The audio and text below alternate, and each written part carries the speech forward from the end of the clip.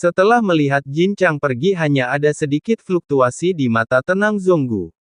Karena kata-kata tadi itu sama saja dengan memprovokasi Jin Chang, tapi seperti yang dipikirkan Jong Kook tidak peduli, bagaimana dia melakukannya untuk merebut atau tidak merebut budak tuhannya, Long Biao. Keduanya tidak dapat diselesaikan. Jin Chang merasakan dari lubuk hatinya, Jonggu sama sekali bukan tandingannya meski tantangan ini gagal, di mata Jin Chang Jonggu sendiri masih sangat lemah, bahkan jika kamu memiliki budak ilahi yang kuat, dan para budak ilahi ini tidak diizinkan untuk mengambil tindakan terhadap siapapun di alam iblis Halloween. Dengan cara ini, Jin Chang masih memiliki peluang untuk membunuh Zonggu, ambil kembali budak ilahi. Premisnya adalah Zonggu ingin meninggalkan dunia iblis Halloween ini, jika tidak, dia tidak akan berani mengambil tindakan di alam iblis Halloween. Hilangnya Jin Chang, budak dewa. Setelah meninggalkan aula budak dewa Sura, dia bergegas langsung ke aula semua orang suci, tanpa menoleh ke belakang dan berkata, "Lawan aku. Jonggu, kamu pasti mati." Jin Chang mengertakkan giginya.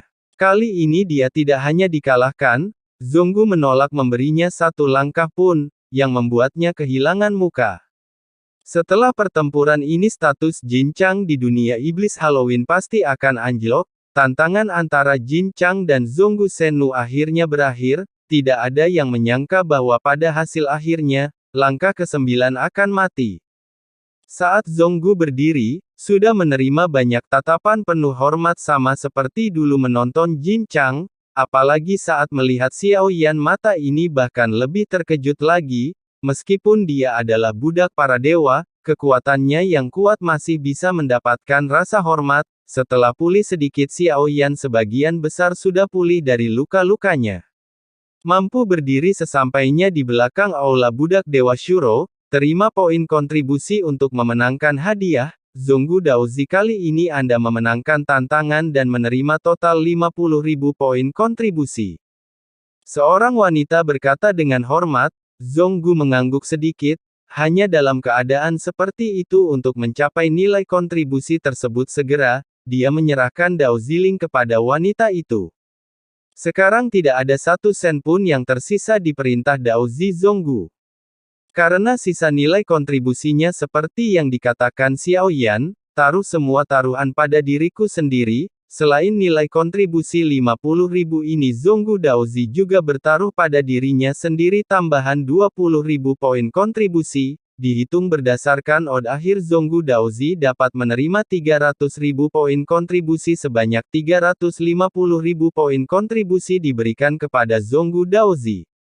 Wanita itu berkata perlahan saat dia berbicara, mata wanita itu juga bersinar terang, selamat kepada Zonggu Daozi.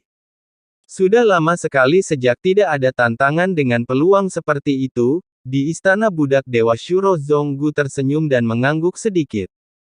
Dia mengambil perintah Daozi di tangannya meski dia terlihat tenang saat ini. Saat saya melihat kontribusi Daozi senilai 350.000 hatiku sudah mendidih. Dan tak lama kemudian Zonggu ada di depanku. Xiao Yan, Jin Dongming dan Long Biao ada di belakang saya meninggalkan aula budak dewa Sura dan baru saja meninggalkan aula utama. Karena istana budak dewa Shuro dibangun di udara di pulau terapung, tinggalkan saja ada bayangan indah yang sepertinya sudah lama ditunggu-tunggu. Kemunculan bayangan indah ini hati Zonggu menegang saat Xiao Yan melihat sosok cantik di depannya. Saya pun merasakan keanehannya. Dia tidak bisa merasakan kekuatan aura Qianying, hanya ada satu kemungkinan untuk situasi ini, kekuatannya jauh melebihi miliknya dengan kekuatan Xiao Yan saat ini, selama kaisar itu abadi bahkan pada langkah ke-9, meski tidak mungkin untuk merasakannya secara akurat, tapi Anda pasti bisa merasakan nafasnya. Namun aura sosok cantik ini saat ini sangatlah hambar. Hampir sepenuhnya tersembunyi. Tuan Yuyan, Zonggu menangkupkan tinjunya dan mengangkat tangannya. Dia ingin menghindarinya. Namun, tidak ada seorang pun di sekitarnya dan Yuyan muncul di sampingnya. Selama tantangan jadi Yuyan pasti menunggunya saat dia muncul di sini. Zonggu menekan detak jantungnya yang semakin cepat karena dia khawatir identitas Xiao Yan akan terungkap. Tuan, di depan saya tidak semudah dibodohi oleh para penganut Tao itu. Selamat kepada Zonggu Daozi. Tanpa diduga mengalahkan Jin Chang Daozi, kata Yu Yan sambil tersenyum. Dan Yan sebenarnya memiliki reputasi yang cukup bagus di Halloween Demon Realm. Dialah yang paling perhatian di antara tuan ini. Semoga beruntung Zonggu segera menutupi kepanikan di hatinya dengan senyuman. Omong-omong, aku juga penasaran. Saya mungkin juga memperhatikannya. Di antara mereka adalah budak dewa yang ditangkap. Keberadaan budak abadi tidak pernah diketahui keberadaannya. Keberuntungan Zonggu Daozi sepertinya terlalu bagus. Lanjut Yu Yan. Begitu dia mengatakan ini, senyuman di wajah Zonggu membeku. Jelas Yu Yan sepertinya menyadari sesuatu, tubuh abadi. Saya juga tidak tahu, banyak mungkin budak dewa ini dibudidayakan setelah ditangkap. Zonggu terus berdalih, tapi bahasanya seperti ini hampir tidak bisa dipercaya, dan jika Yu Yan sudah melihat sesuatu tidak peduli bagaimana Jongkook mencoba berdalih, itu sebenarnya tidak masuk akal. Yu Yan memalingkan muka dari Zonggu, bahkan jika itu menimpa Xiao Yan. Lakukan sedikit kontak dengan mata Xiao Yan. Yu Yan memandang Xiao Yan dan benar-benar tersenyum. Tanpa berhenti terlalu lama, dia menjauh dan menatap Zonggu lagi. Benarkah? Zonggu Daozi beruntung. Saya juga mendengar bahwa Zonggu Daozi menukar token kuno keabadian dan iblis di aula semua orang suci kali ini. Saya di sini untuk menyampaikan perintah Tuhan. Mereka yang menebus token kuno keabadian dan iblis semuanya akan pergi ke gerbang kuno. Namun, Yu Yan tidak banyak bicara. Dia sebenarnya mengubah topik pembicaraan atas inisiatifnya sendiri. Tidak ada lagi pertanyaan tentang gerbang kuno. Zonggu kaget, dia mendengar sesuatu. Tapi saya tidak pernah benar-benar berpikir untuk terjun ke dalamnya. Dengan kekuatannya setelah masuk, dia pasti menjadi umpan meriam. Sejak Zonggu Daozi menebus tatanan kuno abadi dan iblis, apakah kamu tidak tahu? Yu Yan mengangkat alisnya dan berkata dengan lembut. Zonggu berhenti dan segera mengerti. Saya hanya tidak menyangka bahwa Guru Agung akan membuat pengaturan. Zonggu tahu dan siap kapan saja. Zonggu juga sangat waspada. Secara alami, saya memahami petunjuk dalam kata-kata Yu Yan.